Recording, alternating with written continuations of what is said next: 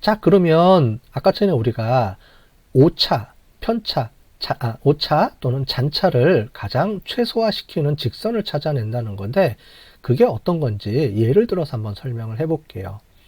만약에 데이터가 하나만 있습니다. 그럴 리는 없겠죠. 데이터가 하나가 있으면 우리가 직선을 못 구합니다. 직선을 하나, 두 개를 구해야 되기 때문에 그래서 어떻게 되냐면 이렇게 나오면 데이터가 x값 실 때 y값 하나만 나오기 때문에 식을 구하게 되면 이런 직선이 하나 나와요. 즉 데이터가 하나면 우리가 알 수가 없습니다. 그죠? 기울기가 없이 이 절편만 알게 돼요. 그래서 평균이 그냥 140 똑같아요. 어떤 값을 집어넣어도 다 140이 나옵니다. 왜냐하면 우리는 다른 값들은 모르기 때문에 그렇습니다. 그래서 이거는 우리가 거의 사용하지 않는 거고요. 자, 실제로 이렇게 값이 두 개가 있어야지만 우리가 직선을 구해주게 됩니다.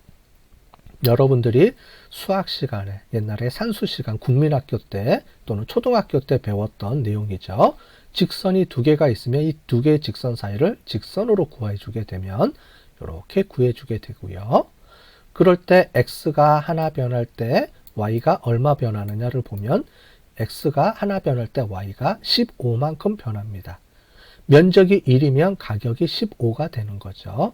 이런 식으로 변해주게 되고 거기다가 플러스 5를 해주면 됩니다. 자, 그런데 얘는 실제로 에러가 없어요. 그죠? 이 두 개 값만 딱 존재하기 때문에 딱 이렇게 값이 직선만 나옵니다. 자, 그런데 데이터가 두 개만 있어도 예측하기가 어렵죠. 우리는 값이 여러 개가 있습니다. 값이 하나가 더 늘어납니다. 자, 데이터가 세 개가 있으면 이 세 개를 이용을 해서 가격을 예측하는 모형을 만들어 볼게요. 자, 그러면 이런 직선을 하나 임의로 만들어 보겠습니다. 임의로 만드는 겁니다. 아까 전에 우리가 구한 이 직선입니다. 이 직선을 가지고 예측을 해주게 되면 어떻게 되냐면 0, 0이 나오죠. 그리고 나머지 잔차, 아까 전에 잔차라고 하면 이 직선에 의해서 설명하고 설명 못한 에러 값이라 그랬습니다. 자, 그래서 이렇게 계산해 주면 여기가 이 회기 직선에 의해서 구한 값입니다. 이렇게 식을 통해서 구해주면 우리가 7이죠, 면적이. 그래서 15 곱하기 7 더하기 5를 해주면 110이 나오죠. 자, 110인데 실제로 예측값은 우리가 100이었습니다. 즉 실제 값은 100인데 우리 회기 직선에 의해서 구해준 값이 110이니까 10만큼 오차가 발생했습니다. 자, 얘를 우리가 다 더해주면 돼요. 자, 더해주면 얘는 0이고 0이고 하니까 자, 다 더해주면 자, 여기는 10만큼 에러가 났고요. 얘를 자승해줘야 되죠. 플러스 마이너스를 없애주기 위해서 자승해주고 자, 두 번째 잔차도 자승해주고 더해주고 세 번째 잔차도 자승해주고 더해주고 그 다음에 평균을 내야 되니까 n분의 1로 평균을 내면 전체로 보면 33만큼 나머지 에러가 났습니다. 이렇게 우리가 보면 되겠습니다. 자, 기울기가 15라고 하면 15라고 했을 때 전체 에러 값들이 다 해보면 평균 33만큼의 에러가 났습니다. 잔차가 생겼습니다. 이렇게 우리가 보는 거고요. 자, 두 번째, 얘를 말고 얘를 기준으로 한번 직선을 그려보겠습니다. 그러면 20x-40으로 직선이 이렇게 바뀝니다. 자, 지금 우리는 두 개의 직선 중에 더 최선의 직선을 찾기 위한 방법이니까 직선을 여러 개를 그려보는 겁니다. 자, 이렇게도 그려보고 저렇게도 그려보고 자, 이렇게 그려보면 자, 요만큼 잔차가 발생을 했죠. 똑같이 얘는 요 값에 의해서 계산을 해주면 180이 나왔습니다. 자, 그런데 180인데 실제로는 170이니까 10만큼 에러가 발생을 했네요. 자, 얘는 똑같이 00이고요. 다 똑같이 계산해 주면 33만큼 에러가 평균적으로 발생했습니다. 즉 우리가 구한 이 데이터를 가지고 이 직선을 우리가 최종 선택하면 에러 값이 이 정도 발생한다라는 겁니다. 자, 그런데 이 직선이 최선일까요? 자, 나머지 다른 직선을 한번 구해 볼게요. 이 직선은 두 개의 직선을 연결하는 게 아니고 이 세 개의 직선을 어느 정도 비슷하게 연결해주는 직선 값입니다. 이렇게 바뀌었습니다. 자, 이 직선은 어떤 의미가 있냐면 자, 얘도 잔차가 발생했습니다. 잔차가 발생했는데 실제로 보면 요만큼 발생을 했어요. 자, 얘도 발생을 했습니다. 자, 얘도 발생을 했습니다. 자, 세 개가 다 발생을 했습니다. 아까 전에는 두 개는 발생 안 하고 하나만 발생했는데 그런 직선이 아니고 이렇게 변경을 해보니까 어떻게 됐냐면 자, 이렇게 다 더해주고 자, 3분의 1로 나눠줬더니 5.6만큼 즉 평균 5.6만큼 에러가 발생했다는 겁니다. 잔차가 발생했습니다.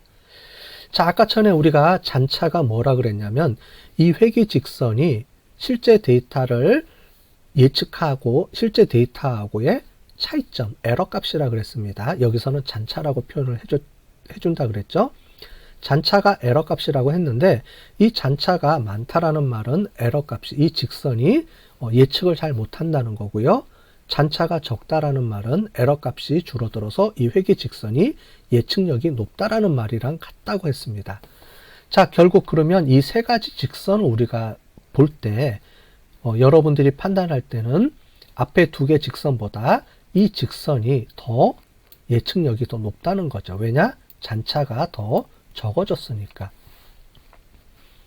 자, 그러면 이 세 가지 직선 중에 우리는 이 직선을 가장 좋은 직선이라고 하고 이 직선을 우리가 모형으로 예측 모형으로 사용을 하게 될 겁니다. 이해되셨죠?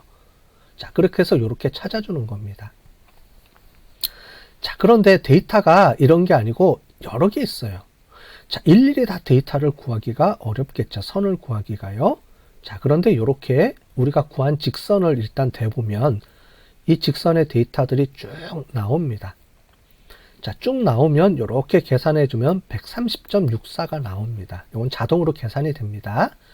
근데 이게 무슨 말을 내포하고 있냐면 이런 함수로 표현이 됩니다. 자, 여러분들 이 함수 수학 시간에 배웠죠. 이 함수는 뭐냐면 y는 x 자승 2차 함수의 그래프입니다. 자, 왜 갑자기 직선을 구하다가 2차 함수를 다시 구하느냐? 여기 보시면 우리가 구한 에러 값들은 자승을 해줬습니다. 그죠? 자, 우리가 구하고자 하는 직선은 회귀식은 직선이지만 이 직선에 의해서 설명된 나머지 요 값들, 에러 값들은 우리가 실제로 플러스 마이너스를 없애주기 위해서 자승을 해줬어요. 그래서 뭐가 되냐면 이런 볼록한 오목한 이런 2차 함수 그래프가 나타내주게 됩니다. 자, 그런데 에러 값들은 마이너스가 없습니다. 그래서 이쪽은 없어요. 0을 중심으로 해서 왼쪽은 존재하지가 않습니다. 다 자승을 해줬기 때문에 플러스예요. 자, 그래서 다 더해줬더니 130.64라는 값이 나왔는데 이 값은 무슨 말이냐면 이렇게 해석해 줄 수 있습니다. 자, 여기 y값은 에러 값입니다. 이 직선에 의해서 에러 값들을 다 더해져서 n분의 1로 했더니 130만큼 에러가 발생했습니다. 자, 이 에러 값은 우리가 기울기가 어떨 때 17.5일 때 에러 값이 요만큼 나왔네요 라고 우리가 이런 2차 함수를 이용을 해서 이 에러 값들을 표시해 줄 수가 있습니다. 자, 이 에러 값을 찾는 게 아니에요. 우리는 이 에러 값은 우리 이 직선을 찾기 위해서 우리 이 직선은 이 에러를 잔차를 최소화시켜주는 직선인데 이 잔차는 이런 그래프로 또 표시해 줄 수가 있어서 우리가 이런 걸 이용을 해서 그려줍니다. 수학적으로. 자, 그런데 이 직선은 어떤 직선이냐면 우리가 여러분들이 이제 미분을 배웠을 텐데 아마 미분 못 배운 분들도 많겠죠. 그래서 미적분의 개념을 이용하면 미분이라는 거는 뭐냐면 요 직선의 기울기를 가장 잘 찾아주는 요 직선을 또 의미합니다. 자, 그래서 F'이라고 하는데 이 개념이 뭐냐면 이게 우상향으로 돼 있으면 플러스가 나오죠. 자, 그러면 여기는 값이 이렇게 올라간다는 말입니다. 자, 우리는 이 값을 이렇게 해서 가장 최소화되는 직선이 여기에요. 요 값이 이 직선에 의해 그 함수에 의하면 가장 낮은 값입니다. 요게 가장 작은 값. 우리의 목적은 뭐라 그랬죠? 잔차. 즉 우리가 구하고자 하는 이 잔차가 이 잔차 값이 가장 최소화되는 가장 작은 값을 찾아내는 겁니다. 결국은 이렇게 에러 값들을 2차 함수로 표시해 주게 되면 2차 함수의 가장 낮은 요 값이 뭐가 되냐면 에러 값이 최소화가 되는 요 값입니다. 자, 그런데 기울기가 이럴 때일 때 130.64가 나왔으니까 이 값은 최소화되는 직선이 아니라는 얘기입니다. 이해되셨죠? 자, 그래서 결국은 뭐냐면 이 직선을 우리가 구해서 이거를 미분시켜 주면 이게 최소화되는지 최소화되지 않은지를 수학적으로 알 수가 있어요. 자, 그래서 이 직선을 쓰는 겁니다. 자, 직선을 구해서 미분했더니 플러스가 나왔어요. 값이 양수가 나왔으면 얘는 줄여줘야 되는구나 더. 그렇게 해서 이 값을 조정을 해줍니다. 어떻게? 이렇게 좀 낮춰줍니다. 자, 낮춰줬더니 어떻게 나왔어요? 다 구했더니 96.72로 줄어들었네요. 자, 그래도 아직도 플러스입니다. 얘를 더 낮춰줘야 되네. 왜냐하면 0이 돼야 되니까. 그렇게 해서 얘를 더 조정을 해줍니다. 자, 더 낮춰줬더니 갑자기 이번에는 이쪽으로 바뀌었어요. 마이너스가 나왔어요. 미분했더니. 자, 그러면 너무 낮춰줬네. 다시 또 올려줘야 되겠네. 자, 그래서 여기서 하나 더, 요게 기울기 값입니다. 요 기울기를 계속 조정해 주는 거예요. 자, 지금 보시는 것처럼 기울기를 17.5에서 요만큼 15.7로 줄여주고요. 다시 13.7로 줄여줬고요. 자, 그랬더니 떨어지고 떨어졌는데 오히려 이제 너무 넘어갔죠. 자, 그래서 어떻게 주느냐면 미분을 해주면 요 가운데 직선을 찾아줍니다. 즉 뭐냐면 F', 즉 이 에러 값들이 가장 최소화되는 요 지점을 딱 찾아주면 64.9가 떨어집니다. 64.9는 우리가 기울기가 언제냐면 요때입니다. 14.072 기울기가, 그 다음에 절편이 15.09일 때가 가장 에러가 적은 지점이 되겠습니다. 자, 됐죠? 에러가 적은 지점. 자, 그래서 요 미분이라는 걸 사용합니다.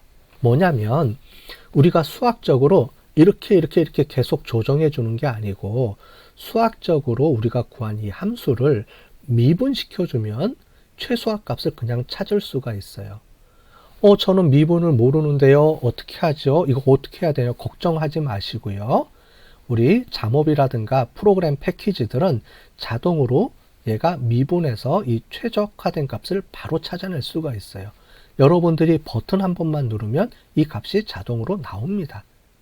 다만 이 값이 어떤 의미인지를 우리가 알려드리기 위해서 제가 이렇게 설명을 해드린 겁니다.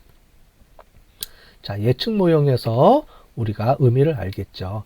그래서 리그레션이라는 거는 뭐냐면 우리가 아까 전에 설명드렸던 리스트 스퀘어, 즉 최소 자승법이라는 개념을 이용을 해서, 왜 최소 자승법이라는 걸 이해가 되셨죠? 여기 있는 에러 값들을 이렇게 자승을 해줘서 우리가 구해주기 때문에. 왜 자승을 해주죠? 플러스 마이너스를 다 없애주기 위해서 자승을 해주고요. 네, 그래서 자승법이라고 하고, 이 자승법에서 구한 이 에러 값들을 가장 최소화되는 요 지점을 찾아줄 때 요 지점의 기울기가 우리가 원하는 가장 에러가 최소화되는 직선이기 때문에 우리가 요런 여러 가지 수학적 개념을 이용해서 요거를 찾아주게 되는 겁니다. 그래서 회귀 분석이란 뭐냐?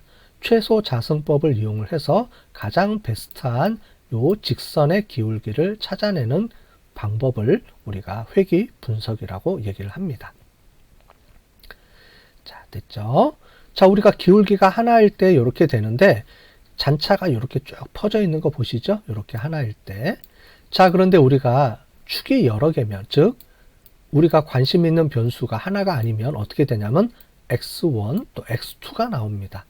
자, 우리 y를 값을 찾아내는데 x1과 x2가 동시에 되니까 얘가 축이 하나 더 생기는 거예요. 이 축을 영어로는 dimension이라고 합니다. 또는 차원이라고 하죠. 차원 또는 축이라고 합니다. 자, 그래서 차원이 하나면, 즉 x가 하나면 y 값이 축이 하나가 이미 있기 때문에 축이 하나고요. 1차원, 축이 또 하나고요. 2차원. 그래서 2차원 도표가 되고요.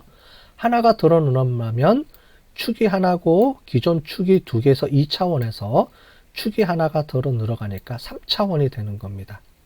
3차원이 되면 직선이 아니고 요런 면적을 하나가 되겠죠. 그래서 항상 마이너스 1차원의 값이 되는 겁니다. 플러스 여기서 3차원 하나가 x 3승이 되면 직선 면적이 아니고 큐브가 찾아내는 거예요. 이 큐브를 찾아내는 겁니다.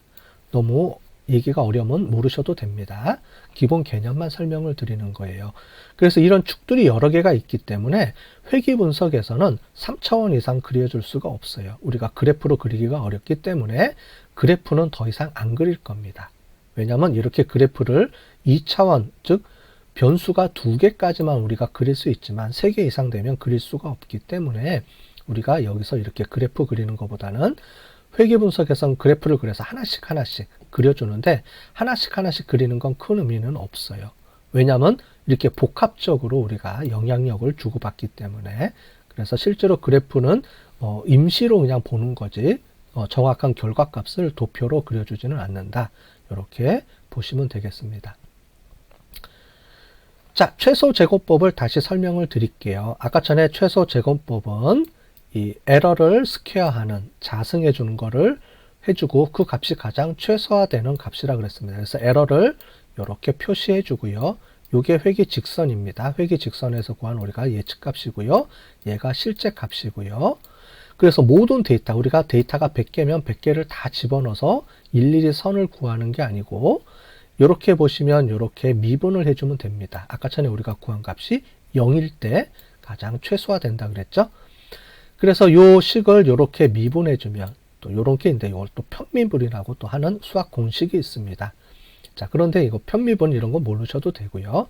어쨌든 미분을 왜 쓰는지에 대한 개념을 설명드렸습니다. 왜냐하면 미분돼서 0이 되는 지점이 아까 전에서 보면 가장 마이너스 최저 지점이 되기 때문에 그래요. 요렇게 구해주는데 요런 공식들에 의해서 요렇게 베타 값이 하고 절편이 요렇게 나옵니다. 자동으로 구해져요. 그래서 버튼을 한번 누르면 이런 어려운 수학 공식들이 의해서 보시면 그 프로그램에 이렇게 다 구현이 돼 있어서 버튼 누르면 이렇게 딱 값들이 딱딱 나오게 됩니다. 아주 간단하게요. 이 간단하게 나오는 원리는 미분해 주면 되기 때문에 쉽게 여러분들이 구할 수가 있습니다. 우리가 사용하는 모든 통계 기법들은 이 최소 제곱법에 의해서 미분으로 해서 값들을 그냥 바로 순식간에 이렇게 값들이 나오는 방법을 씁니다. SPSS나 또는 잠옵이라든가 다양한 통계 분석 기법들은 그렇습니다. 자, 그런데 우리가 하나 더 추가로 설명을 해 드릴게요. 이거는 통계 시간에 설명해 드릴 거는 아니지만 나온 김에 한번 설명을 드려보도록 하겠습니다. 자, 머신러닝 기법이 있어요. 머신러닝 기법은 아까 전에 보신 것처럼 이렇게 해서 값을 딱 구해주는 게 아니고 이렇게 계속 조금씩 변화를 시켜서 가장 최소화되는 지점을 찾습니다. 그래서 여기서 요만큼 계속해서 수십 번, 수백 번 돌려서 이렇게 최소화된 직선을 찾아줘요. 무슨 말이냐면 회귀 분석은 이런 식에 의해서 바로 이 값을 구해낼 수가 있습니다. 그런데 인공신경망이라든가 기계학습이라든가 이런 분석 기법들은 이렇게 바로 찾아주는 게 아니고 조금씩 조정해 주면서 찾아내요. 즉 뭐냐면 우리가 아까 전에 설명드렸던 것처럼 이런 식으로 계속 조금씩 줄여나가면서 값을 찾아내요. 자, 그런데 필요 이상하지 않아요? 이렇게 단번에 찾아낼 수 있는데 왜 굳이 이렇게 어려운 방법을 쓸까? 한 번에 찾아낼 수 있는데. 자, 이렇게 찾아내거나 값은 똑같습니다. 자, 그런데 우리가 머신러닝은 나중에 우리가 데이터 마이닝이나 다다음 학기네요. 우리가 R 프로그래밍을 배우고 그 다음에 다다음 학기 때 우리가 프로그램을 이제 데이터 마이닝이라는 수업에서 배우겠지만 이런 기법들을 이용할 때 단순하게 회귀직선 하나만 구하는 게 아니고 복잡한 여러 가지 그 알고리즘을 우리가 하기 때문에 이렇게 우리가 에러를 최소화하는 방법을 써야 되는 경우가 꼭 발생을 합니다. 자, 이런 원인은 나중에 다시 또 분석 기법들의 특징에 따라서 나눠지기 때문에 또 설명을 드리도록 할게요. 요거는 데이터 마이닝 시간에 또 설명을 드리겠습니다. 자, 변수가 두 개일 때는 3차원으로 그려줍니다. 이렇게 복잡한 그림을 그려야 되는데 이거를 우리가 등고선 형식으로 맞춰줄 수가 있어요. 그래서 등고선도 많이 쓰입니다. 등고선이라는 건 뭐냐면 이런 3차원 도형을 등고선으로 그려주는데 이 등고선은 여기 보면 같은 높이입니다. 같은 높이를 이렇게 표시해 준 요 직선이에요. 다른 말로 하면 이렇게 우리가 구해주는데 여기서 자릅니다. 여기서 자르면 요 값이 되는 거예요. 즉 뭐냐면 요거는 에러가 같은 등고선입니다. 다 같은 값입니다. 요 선은 그래서 요 선을 우리가 잘라서 등고선 형식으로 3차원이 어렵기 때문에 이렇게 등고선 형식으로 표시해주는 방법도 많이 씁니다. 자, 요거는 이런 것들이 있다고 한번 보실게요. 그래서 이렇게 해서 가장 제일 밑으로 내려가는 겁니다. 즉 뭐냐면 여기 최소 지점을 찾아내는 거예요. 산에서 내려오는 거죠. 그래서 이렇게 내려오면 되는 거기 때문에 이렇게 찾아줍니다. 자, 머신러닝 말고 우리가 회귀 분석에서 우리가 구했는데 이 잔차를 가지고 또 몇 가지를 또 설명해 줄 수가 있습니다. 자, 우리가 아까 전에 잔차가 변동이라는 말하고 똑같습니다. 자, 그렇게 해서 이렇게 값을 구해주고요. 그러면 우리가 이 회귀 직선을 모를 때는 이렇게 전체 평균이 구해집니다. 전체 평균. 자, 무슨 말인지 이해가 되셨죠?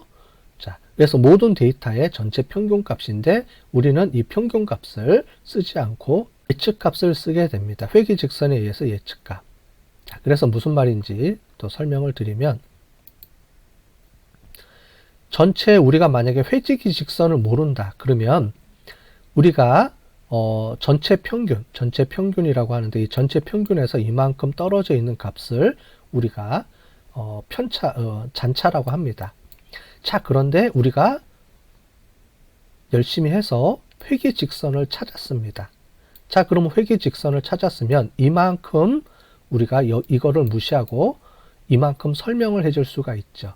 그래서 이 회귀 직선은 이만큼 우리가 회귀 직선을 모를 때 구한 에러 값에서 이만큼을 설명했다라고 하는 겁니다. 자, 이해되셨죠? 만약에 회귀 직선을 모를 때는 이만큼의 에러를 갖고 있는데 우리는 지금 이 회귀 직선을 찾았으니까 이 회귀 직선에 의해서 이만큼을 우리가 예측할 수 있었습니다. 그래서 이 회귀 직선을 이만큼 했으니까 얘가 설명력이 되는 겁니다. 이 회귀 직선에 의한 설명력이 되고요. 요만큼은 우리가 회귀 직선으로 구했는데도 못 찾았다. 그래서 얘가 잔차가 되는 겁니다. 자, 그래서 전체의 변화량이 있는데 이 변화량은 y값의 전체 평균을 가지고 우리가 예측해 볼 수가 있는데 실제로 우리가 구한 회귀 직선에 의해서 구한 요만큼은 그러니까 에러가 줄어들었고요. 요만큼은 남은 겁니다. 자, 그래서 우리 아노바하고 똑같습니다. 아노바처럼 우리가 세 가지를 우리가 나눌 수가 있는데 얘는 전체 변화량이고요.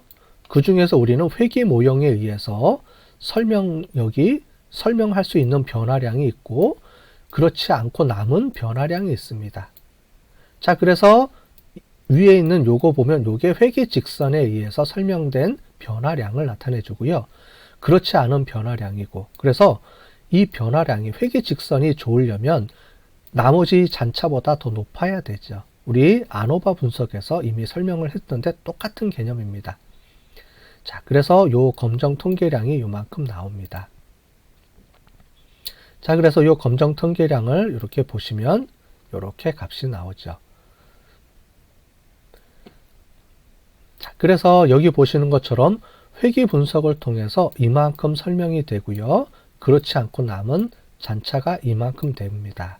자, 그래서 보면 F값이 이만큼 나오는데 실제로 F값은 3.92 이상 되면 되는데 엄청나게 높게 나왔죠. 그래서 회귀 분석은 이 회귀 직선은 설명력이 아주 높습니다. 이 회귀 직선은 의미가 있습니다 라고 보는 겁니다. 만약에 이 F값이 2.0 나왔다 그러면 이 회귀 직선은 설명을 전혀 못합니다. 그래서 의미가 없습니다. 이렇게 우리가 하고 분산 분석처럼 끝내주면 됩니다. 자, 그런데 이 회귀 직선이 의미가 있다라는 말은 무슨 말이냐? 우리가 구한 기울기가 1개 이상은 우리가 0이 아닐 거예요 라는 말하고 똑같은 말입니다. 요거는 뭐냐면 베타1, 베타2, 또 베타3, 즉 우리가 구한 모든 베타 값들을 다 넣어서 구한 이 회귀 직선이 의미가 있다는 말은 이 직선이 다 0이라는 거는 아니라는 말입니다. 자, 그러면 이 중에 뭐가 0인지 0이 아닌지를 각각을 또 검사해 봐야 되겠죠.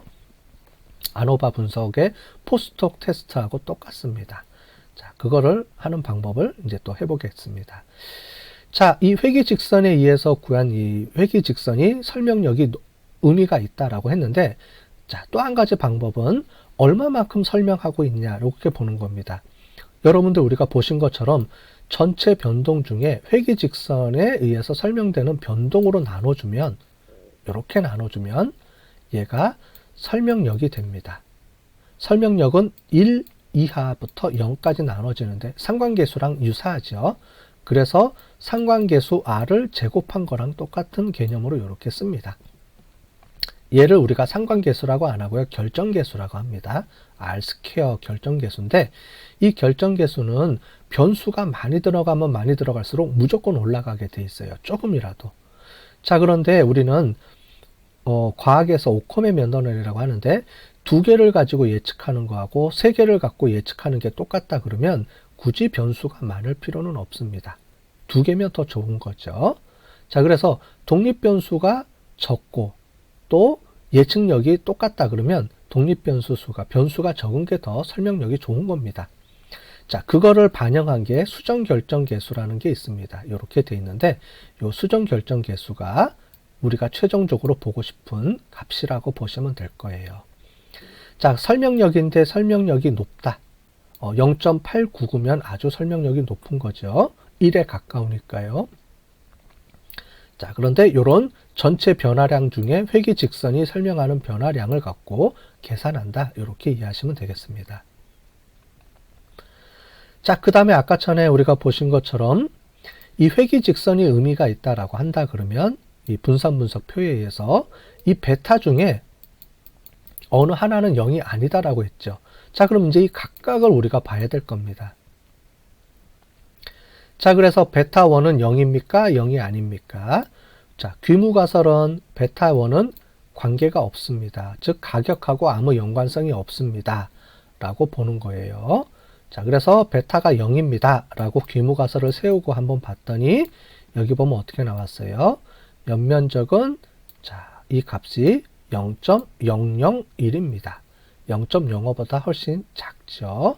따라서 이 연면적에 구한 베타 값은 0이 아닙니다. 얘가 맞습니다. 그죠? 귀무가설이 기각되고 우리가 연구가설이 채택이 됐습니다. 요거에 대한 통계량은 이렇게 계산해 주면 됩니다. 자, 그래서 요 값들을 계산해 줘서 이렇게 통계 값들이 이렇게 나오는 거예요. 자, 요거는 굳이 모르셔도 되고 이렇게 해서 계산이 나오는데 요 값을 보시면 되겠습니다. 이 값이 뭐냐면 베타 값입니다. 그래서 기울기예요. 그래서 연면적의 기울기가 7.429입니다. 그래서 연면적이 1이면 곱하기 7.429를 곱해주고요. 더하기 뭘 해주면 돼요? 이 인터셉트가 절편입니다. 이만큼을 더해주면 우리가 가격을 예측할 수 있다. 이렇게 보는 겁니다. 자, 독립변수가 여러 개면 베타1, 베타2, 베타3에서 각각을 다 계산해 주면 되겠죠. 여러 개를 다. 자, 회귀분석에 기본적으로 예측을 해줬는데 회귀분석은 아노바 분석하고 거의 유사하다 그랬죠. 자, 그런데 이 아노바 분석에서도 잔차 검증을 해줬습니다. 그죠? 왜냐하면 아노바 분석에서의 잔차 검증은 다시 설명을 드리면 우리가 구한 이 처리 효과, 그룹 간의 효과가 그룹 간의 효과를 나눈 이 측정 오차, 여기 보면 측정 오차 똑같죠? 이 측정 오차가 정규 분포를 띠고 있다라는 것을 가지고 우리가 아노바 테이블을 우리가 검증해 주는 거기 때문에 그렇습니다. 회계 분석도 똑같아요. 다만 차이점은 여기서는 회계식을 기준으로 해서 요 회계식을 기준으로 해주고 나머지 제일 마지막에 남은 잔차를 우리가 예측해 주는데 이 잔차가 똑같이 여기 보시는 것처럼 평균이 0이고 분산이 특정한 분포를 따르는 이런 정규 분포를 띠게 돼 있습니다. 또는 우리가 표본이기 때문에 T분포를 따라야 되겠죠. 결국은 정규 분포에서 T분포로 바뀌어지는 이런 분포를 갖고 있기 때문에 이 에러 값들은 항상 나머지 이 식에 의해서 나머지 구한 잔차, 그죠? 아노바에서 설명드렸던 것처럼 회계식에 의해서 구한 이 잔차가 똑같이 등분산을 형성을 해야 됩니다. 만약에 등분산이 아니라 그러면 이 직선이 선형이 아니라는 의미가 됩니다. 다른 걸로 변경을 해줘야 되는 그런 말입니다. 그래서 회계 분석의 선형성을 검증하는데 이 선형성은 결국은 잔차의 등분산을 가지고서 우리가 검증을 해주게 돼요. 자, 그래서 잔차 검증하고 똑같이 등분산성 또는 정규성 또는 독립성 똑같죠. 잔차 분석에서 우리 아노바에서 나온 요 똑같은 모양을 다 여기서도 검증을 해줘야 됩니다. 자, 등분산성 검증입니다. 잔차의 등분산성, 회계 직선을 구하고 남은 나머지 잔차의 등분산성을 보면 이런 식으로 표시가 됩니다. 자모비에서 보면 이렇게 표시가 되고요. 여기서 보면 아래에서 보면 이런 표시가 됩니다. 그래서 골고루 나오겠죠. 회계 직선에 의해서. 우리가 직선을 보면 회계 직선을 이렇게 구하는데 데이터 값들이 이렇게 펼쳐져 있습니다.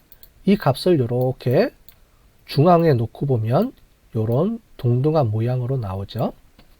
그래서 얘를 보면 이렇게 0으로 이렇게 나오는데 이 회계 직선을 이렇게 세운 겁니다. 이렇게 눕혀져 있는 거를 이렇게 세운다고 보시면 돼요. 그러면 각각의 변수들이 흩어져 있는 것들이 이렇게 골고루 흩어져 있으면 큰 문제가 없이 이 데이터를 골고루 퍼져져 있다. 즉 이런 선형성, 즉 회계 직선의 데이터 값들이 이렇게 쭉 일직선으로 많이 모여 있다라는 거와 같은 개념이 되는 겁니다. 자, 그래서 이렇게 해주면 되는데요. 만약에 이 등분산성을 만족하지 않다라는 건 뭐냐면 회계 직선을 통해서 이렇게 나오는데 골고루 퍼져져 있는 게 아니고 이렇게 해서 특정하게 이렇게 증가하는 모형이 되어 있습니다.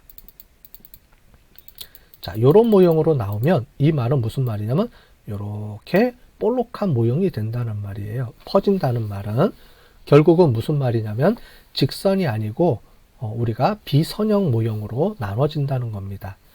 자, 비선형 모형을 써도 되고요. 비선형 회계 분석으로 돌려줘도 되고 아니면 종속 변수나 변수를 로그 값을 취해주는 변수를 많이 씁니다. 자, 그래서 우리가 경제학이나 이럴 때 보면은 로그 값, 이게 우리 소득 분포나 이런 것들이 이 데이터 값들이 정규성을 우리가 많이 띄지 않기 때문에 정규 분포가 아니기 때문에 이렇게 분석해주면 잔차가 정규 모양을 띄지 않고 등분산 모양을 띄지 않고 일정 증가하거나 감소하거나 하는 패턴들을 갖게 되는데 그거를 볼 때는 우리가 로그 변환을 해주거나 아니면 이렇게 비선형 회계 분석으로 돌려줘야 됩니다. 선형이 아니기 때문에요. 자, 이런 경우는 특정 분야에서 또는 특정한 경우에 발생하기 때문에 그때 더 열심히 공부하셔갖고 배우면 되고요. 우리는 지금 예측하는 모형은 간단한 기초 통계 분석 모형이기 때문에 정규 분포를 대부분 따르게 될 겁니다. 자, 이렇게 해서 그래프로 이렇게 볼 수가 있고요.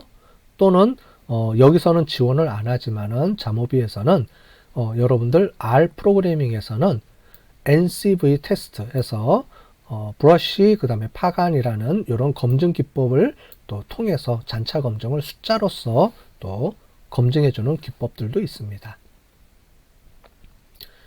잔차의 정규성입니다. 이 잔차의 정규성과 잔차의 등분산성은 서로 연관이 되어 있습니다. 그래서 이렇게 데이터들을 쭉 일렬로 쭉 나열해 보면 이런 직선의 잔차가 보면 플러스 0에서부터 플러스 마이너스 요 사이에 이렇게 존재를 하게 되는 거죠. 자, 그러면 이거를 QQ 플롯이라고 하는데, 이 QQ 플롯은 사피로 테스트에서도 우리가 정규 분포 검증하는 거에서도 할 수가 있고요. 자모비에서도 사피로 테스트가 있고요. 또 R에서도 있는데, 또 자크베라라는 검증 기법도 있습니다. 요거는 우리가 파이썬이나 이런 데서 또 사용하는 요거를 또 지원을 해줍니다.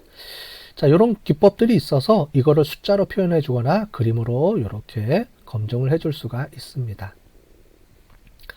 잔차의 독립성인데, 잔차의 독립성이라는 거는 뭐냐면 앞에 있는 데이터하고 뒤에 있는 데이터하고 서로 밀접하게 연관이 돼서 계속 증가해 주거나 계속 감소해 주는 겁니다. 예를 들어서 2, 3, 4, 5, 6 이런 식으로 값이 계속 증가한다는 것은 어떤 패턴을 보인다는 거죠.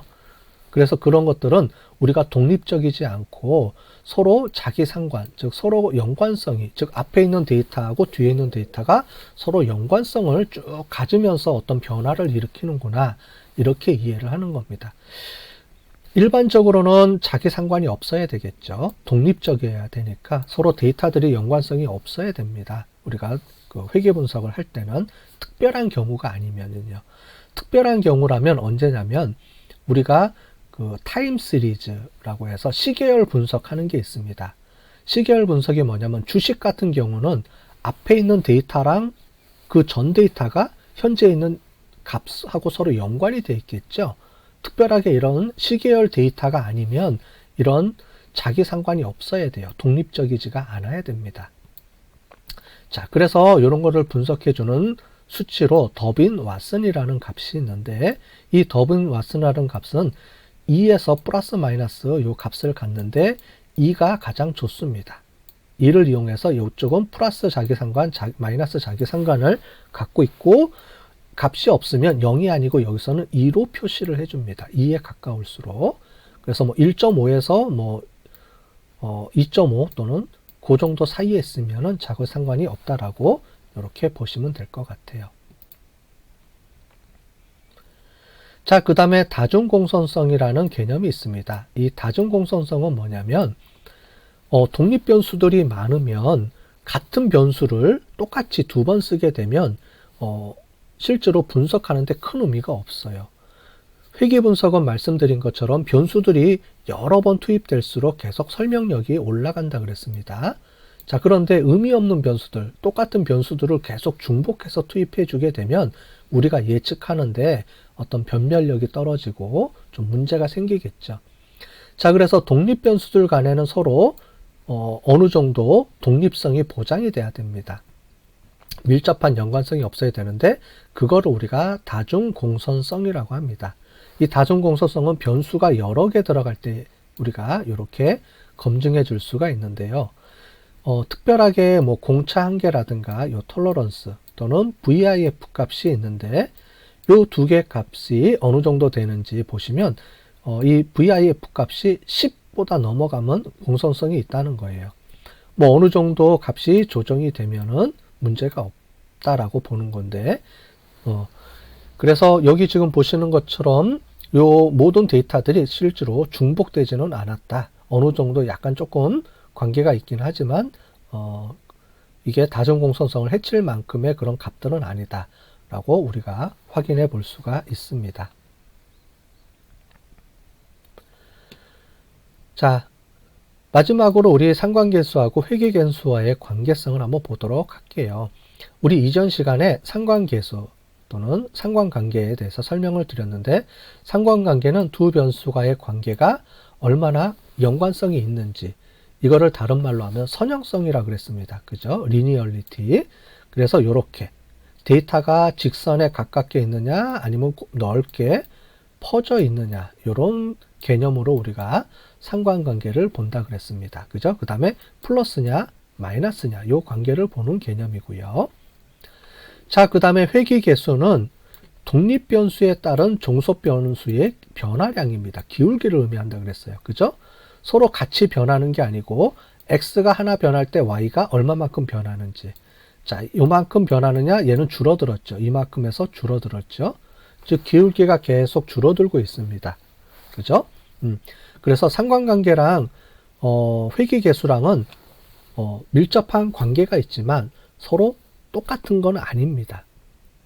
그렇기 때문에 상관관계와 회귀계수 값이 달라질 수가 있다. 즉 상관계수에서 관계가 있다라고 나오는데 회귀계수에서는 베타 값이 변화량이 우리가 상관관계와 다를 수가 있어요. 그래서 이 두 가지는 서로 연관성은 있지만 이게 일치하지는 않는다. 이렇게 이해를 하시면서 나중에 분석을 해보시면 되겠습니다. 자, 상관관수하고 회귀계수의 요 관계인데 수식으로 나타내주면 간단하게 여기 보면 상관관계는 x하고 y 값에 요 두 개가 다 들어가는데 회귀 직선은 x가 두 번 들어가요. 아까 전에 말씀드린 것처럼 x에 따른 y의 변화량을 보기 때문에 이렇게 나온다. 요거를 뭐 그림으로 보는 게 더 정확할 거예요. 그죠? 그거를 수식으로 좀 더 표시를 해준 거고요. 표준화 계수하고 비표준화 계수가 있는데 지금 우리는 베타 계수를 비표준화된 계수로 우리가 사용을 했고요. 뒤에 가서 우리 그 표준화 계수를 사용하는 방법이 또 있습니다. 그럴 때는 이렇게 표준화 시켜서 사용을 하는데 이 표준화 계수를 사용할 때는 우리가 예측 모형이 아닌 설명 모형에서 사용을 합니다. 자, 설명 모형을 우리가 설명할 때 또 설명을 드리겠습니다. 자, 우리 회귀 분석, 리그레션 돌리는 전체 그 분석표입니다. 자, 데이터 불러와서 우리 바로 회귀 분석을 해주시면 되는데 회귀 분석에서는 제일 먼저 회귀 분석의 적합도. 자, 그래서 아노바 테이블 검정을 해줍니다. 분산 분석표를 이용해서 검정을 해주고요. 이게 문제가 없으면 우리 0.05보다 작으면 어느 하나 베타 하나가 0이 아니다라고 보시고요. 그 뒤에 베타 계수 검증을 넘어가게 됩니다. 여기서 만약에 0이 나오면 즉 0.05보다 값이 크면 분산 분석표에서 F값이 크게 되면 여기서 수dob을 해주면 됩니다. 왜냐하면 베타 계수가 다 0이기 때문에 밑에는 해줄 필요가 없습니다. 자, 그래서 아노바 검증을 해주고 설명력을 체크를 해주시고 베타 계수 검증을 t-테스트를 이용해서 각각 다 0인지 0이 아닌지를 보고 0이 아닌 거를 골라내면 되겠습니다. 근데 중요한 건 또 회귀 모형의 가정 검증이 있었죠. 그래서 잔차의 등분산성, 그 다음에 정규성, 독립성 요 값들이 있었죠. 그래프를 보거나 아니면 수치를 가지고 이렇게 볼 수가 있고요. 그 다음에 그 중에서 특별히 이상치가 있는 경우가 있습니다. 요거는 나중에 실제로 실습을 해보면서 설명을 드리도록 하겠습니다. 이상치 검증해줘서 빼주고요. 다중공성성 검증해주고 결과보고서 작성해주는 이런 루틴을 가지고 우리가 실습을 해보도록 하겠습니다. 자, 그러면 우리 자모비를 이용해서 한번 실습을 해보도록 하겠습니다.